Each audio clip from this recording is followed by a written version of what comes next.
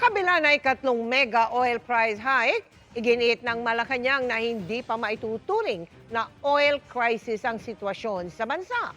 Hindi pa rin hawak ng Pangulo para malagdaan ang panukalang bigyan siya ng emergency powers para pababain o suspendihin ang excise tax sa langis. Ang dahilan sa pagtutok ni Ivan Mayrina.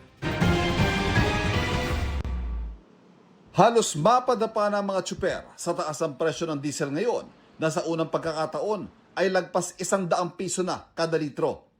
At bunsod ng mga mega oil price hike, nagtaasa na rin ang bilihin.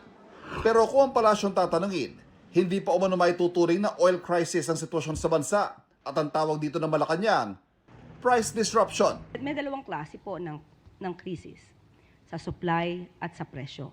So ngayon po, kung pag-uusapan po natin ang supply, ay wala po tayong sasabihing krisis pagdating sa supply. Maybe meron pong price disruption dahil nga po sa nangyayaring oil crisis sa Middle East. Katwiran ni Palace Press Officer Undersecretary Claire Castro, may supply pa raw kasi ang bansa. Basehan niya ang sinabi ni Energy Secretary Sharon Garin na may tuturing ang supply crisis kung mas konti na sa minimum requirement na 15 araw ang supply at kung tumanggi nang mag-deliver ang supplier ng bansa.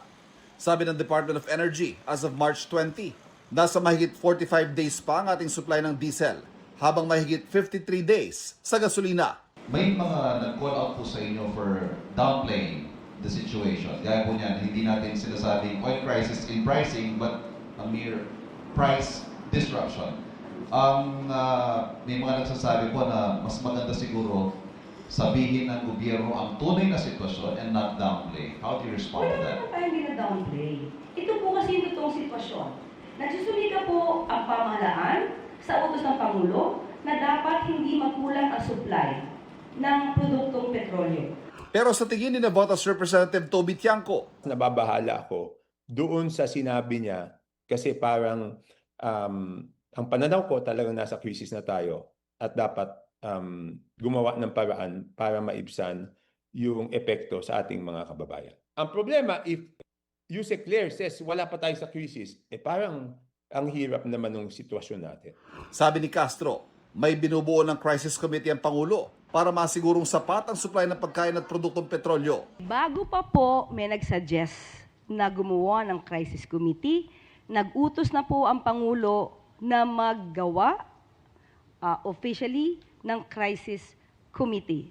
So hintayin na lamang po natin ang dokumento if na-finalize na po.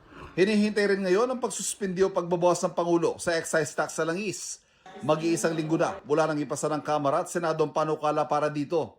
Pero hanggang ngayon, hindi pa hawak ng Pangulo ang panukala para sa kanyang pirma nang tuluyan ng maisabatas. The President wants it to be enforced immediately. The only reason that he could not do it because the bill has not been reached the President as of now. So there is no reason for him to sign. So after that, maybe after signing, he will immediately make an order either to reduce or to suspend the excise tax. Nang tanungin si Senate President Tito Soto, wala pang enrolled bill sa kanya at hinihintay pa itong ipadala ng Kamara. Hinihingan pa namin ng tugon ng Kamara. Hanggang 10 piso kada litro ng gasolina at 6 na piso sa kada litro ng diesel ang maaaring matapyas kapag sinuspindi ang excise tax. Para sa GMA Integrated News, Ivan Mayrina, nakatutok, 24 oras.